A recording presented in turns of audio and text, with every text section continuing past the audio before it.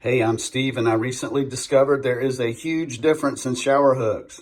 Bad shower hook, bad shower hook. Awesome shower hook, amazing shower hook. Here's an example. I left the bad shower hook on. Watch the way it drags.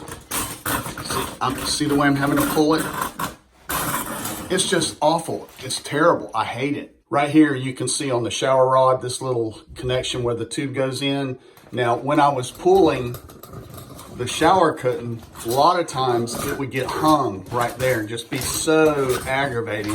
It was just frustrating. I found these Titanker shower hooks with these little roller beads, and let me tell you, changed my life. This is something that I wasn't able to do smoothly with the old hooks until I got these brand new hooks. Now it just glides.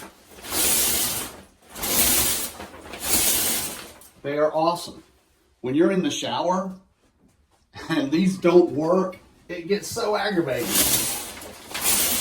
Yeah, love these things. I'm serious. You want to change your life?